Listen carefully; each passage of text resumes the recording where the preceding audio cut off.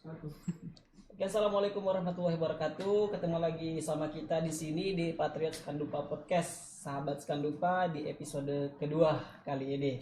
Kebetulan kita kedatangan tamu yang luar biasa. Dari mana, Pak? Kami dari PT Subama Edukasi Group. Ya. Oh itu. Dari Masnya sendiri boleh perkenalan dulu sama Mas yang langsung dari Jepang ya? Iya. Oke, dari saya dulu ya. Perkenalkan, saya Rendiansa Wahyudi, panggil saya Rendi. Saya di PT Subama Edukasi Group menjabat sebagai asisten manajer dan project manager di. Ya. Kalau Masnya sendiri? Tsubame no Shiga desu. Yoroshiku onegaishimasu. Ya, beliau adalah Mr. Yohei Shiga. Ya, beliau itu menjabat sebagai pimpinan utama dari PT Edukasi Group dan LPK Subame. Oh, ya. Yang dari sana ya. Iya. Oke, aku jelasin dulu nih buat teman-teman ya. Ini kita kedatangan langsung yang dari Jepang ya. Kalau Mas sendiri ini yang mentranslatein. Jadi kalau misalnya yang denger nggak ngerti bahasa Jepangnya bisa dengerin Masnya yang pakai bahasa Indonesia. Pakai bahasa Indonesia. Oke, gitu. Kalau gini sih, sebelum aku masuk ya Pak ya, aku pengen tahu dulu ini PT-nya PT apa nih? Gitu. Ya. Berarti yang menjelaskan dari Shiga sana. Oke, boleh. Subame no Shiga onegaishimasu. はい、弊社の方ですね、日本語教育っていうものと、あと人材のマッチングっていうところでサービスを展開している会社ですと。Ya, kalau dari perusahaan kami sendiri ya, perusahaan kami ini bergerak di bidang pendidikan bahasa Jepang sama job matching, atau istilahnya memperkenalkan job-job ke siswa-siswa yang ada di Indonesia, biar mereka bisa kita kirim ke Jepang gitu. Kita pekerjakan di Jepang. Semacam penyalur juga ya. Oh gitu. Itu oleh Bapak sendiri ada ini Pak. Ya. Sebelum kita berbicara lebih lanjut nih, mungkin ke generalnya dulu Pak. Ya, gini. Saya selaku Kepala SMK Negeri 2 Palembang yang tentunya seorang kepala sekolah itu bagaimana caranya anak-anak itu bisa terserap di dunia kerja. Salah satunya adalah melalui magang atau melalui dia kerja di luar negeri. Nah ini ada kesempatan yang sangat langka ya, itu dari PT Subasme ya. Subasme dilakukan oleh Randy melalui direkturnya langsung datang dari Jepang ke Indonesia. Nah jadi besok kami ada sosialisasi gitu ya, untuk magang ataupun kerja ataupun kuliah ke Jepang, dengan harapan dengan adanya kerjasama PT Subasme ini, terutama saya selaku kepala sekolah sekaligus orang tua daripada anak-anak ini menginginkan bahwasanya perusahaan yang memang kami naungin ini adalah pertama mereka punya ilegal standingnya, kemudian ada kerjasama dengan pemerintah Indonesia, kemudian anak-anak di sana kami harapkan juga seandainya ada yang lulus tes ke Jepang, ada jaminan keamanan di sana, kemudian tempat tinggal dan sebagainya. Nah, ini harapan yang sangat kami harapkan dari adanya penyaluran ini. Itu yang harapan dari sekolah, sehingga tentunya orang tua dari siswa ini pasti kekhawatiran, kemudian mereka juga tetap mengarahnya ke sekolah gitu kan, karena ini penyaluran dari sekolah. Dengan harapan kami itu bagaimana dengan PT Subasme ini untuk menjembatani kami anak-anak bisa kerja di sana. Nah, masalah akhlak dan mental kita bisa bina.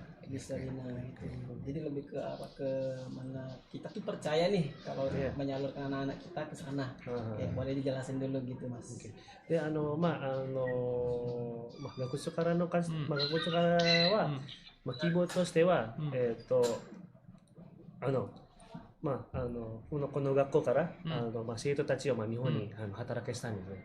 そうすると、そのパレンバンに、その生徒たち、語学卒業した後、必ず、ちゃんと仕事を持ってで生活ができるように、それは学長の、理想ですね。ですけれども、なんか学長からは、なんかツバメと協力して、なんかツバメからは、なんというんですか、ちゃんとした会社と、マッチングして、ちゃんとしたその、レガル的な持っている会社を、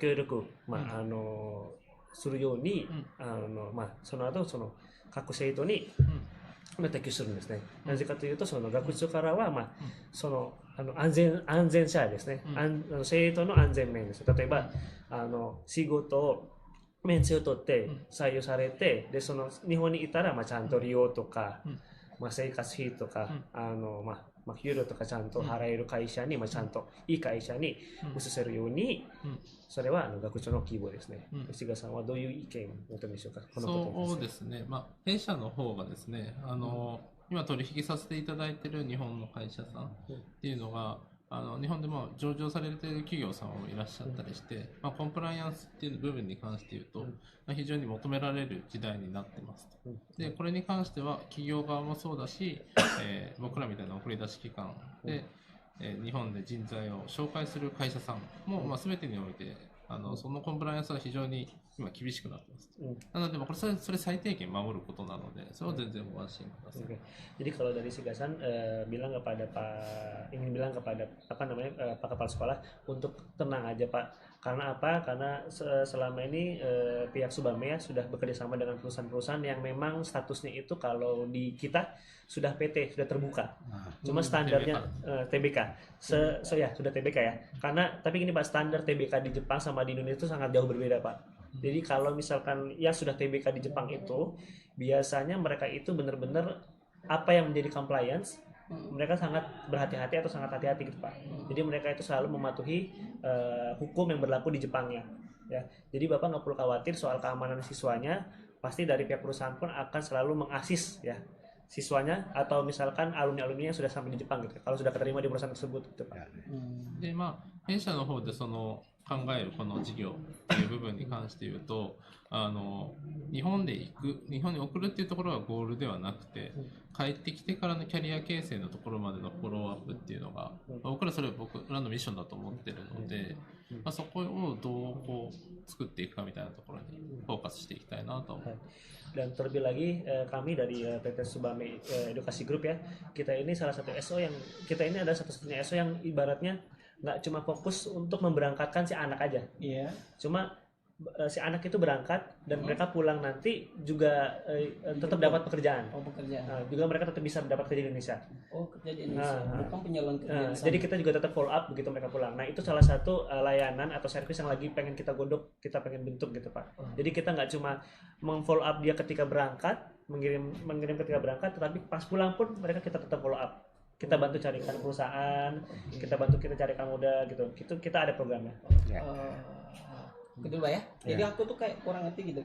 Jadi sebenarnya Mas jadi penyaluran kerja ke sana atau pendidikan kerja kemudian kerja di Indonesia atau gimana sebenarnya? Pertama gini, awalnya kita tuh mendidik bahasa Jepang lalu mengirim. Ya, mendidik dulu baru mengirim ya kan. Nah setelah mereka ke Jepang nih bekerja kan berarti ada batas waktunya ya biasanya. Kalau untuk yang magang misalkan cuma sampai setahun atau sampai 3 tahun. Begitu mereka selesai magang balik lagi ke Indonesia, biasanya tuh ada 3 tujuan si mantan anak yang kerja di Jepang ini. Pertama mereka pengen balik lagi ke Jepang, benar. Atau yang kedua pengen kerja lagi di Indonesia, atau yang ketiga pengen bikin usaha sendiri. Nah, kalau mereka nanti pulang dari Jepang itu mereka pengen kerja di Indonesia, di perusahaan Jepang Indonesia itu kita bisa bisa bantu. Jadi kita bisa tetap follow up sampai mereka dapat pekerjaannya. Dan yang ketiga adalah kita bisa membantu memberikan mereka modal gitu karena kita kerjasama sama bank-bank.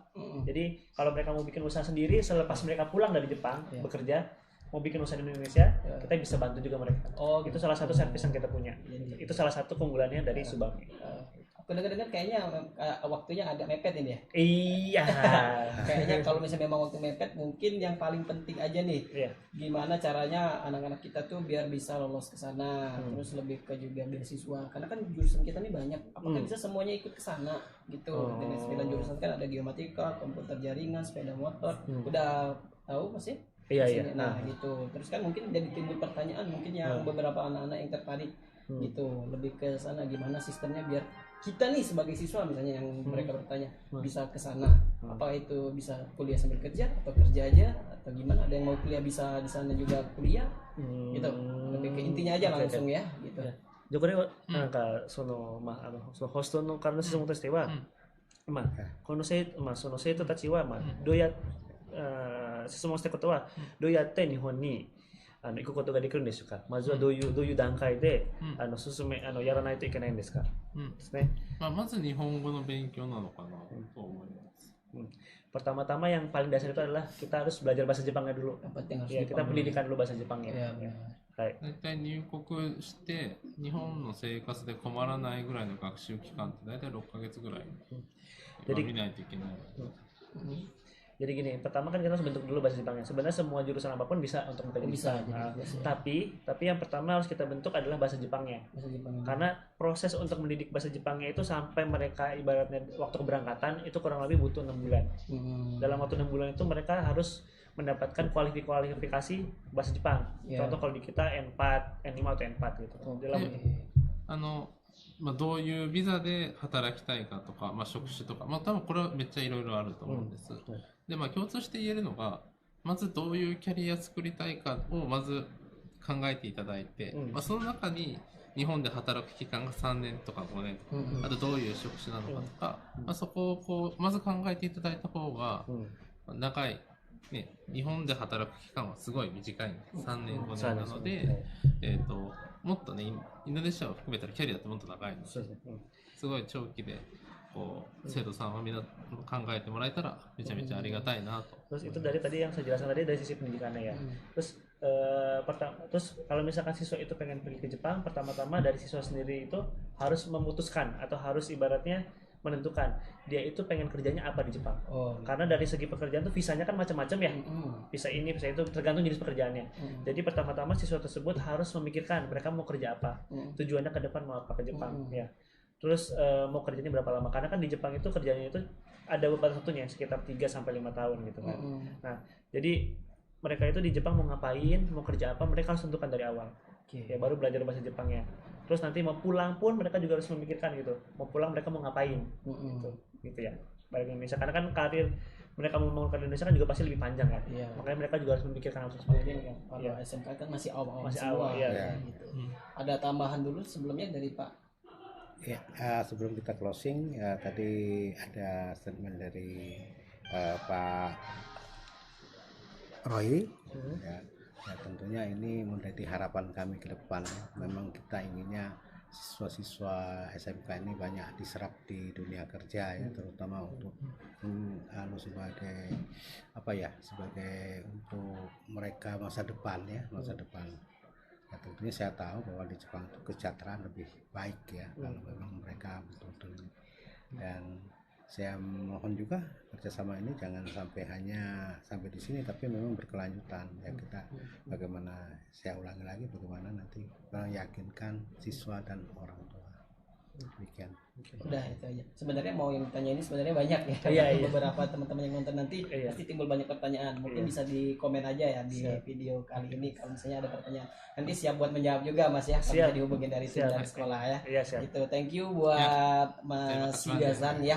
Oke, arigatou gozaimasu untuk kesempatannya sekarang karena waktunya terbatas juga. Kami langsung aja tutup ya Mas ya. Terima kasih buat teman-teman yang sudah nonton episode kali ini. Assalamualaikum warahmatullahi wabarakatuh. Waalaikumsalam warahmatullahi wabarakatuh.